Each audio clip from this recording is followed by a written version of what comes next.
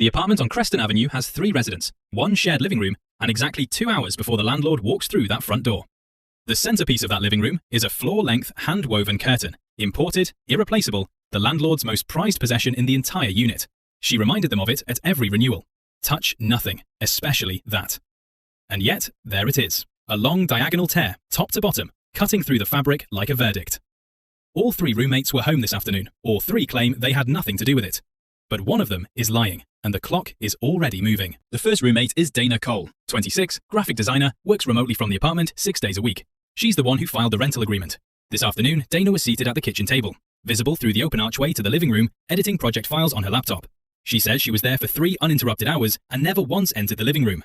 Her coffee mug confirms she didn't move far. She points to the autosave timestamps on her files as evidence. The second roommate is Marcus Vale, 29, cycled home from the gym at noon, still in his compression gear, navy shorts, white training top, a damp towel still around his neck when questioned. Marcus says he went straight to his bedroom the moment he got back, didn't stop in the living room at all, and spent the afternoon on a video call with his sister that ran for nearly 90 minutes.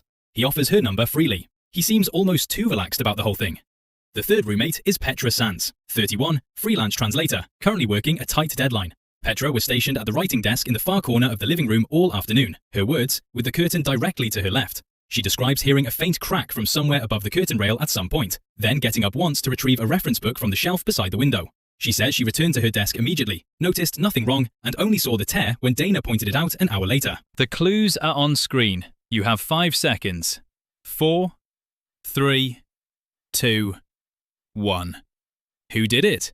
Drop your answer in the comments. Then keep watching. It was Petra Sands. Petra told investigators she was working at the desk in the living room all afternoon, with the curtain directly to her left. But in that apartment, the writing desk in the far corner sits flush against the east wall. The curtain hangs on the north-facing window. From that desk, the curtain is not to the left. It is directly ahead, across the room, fully visible, impossible to miss.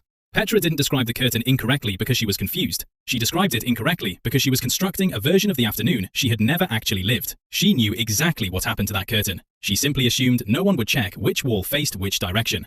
Someone did.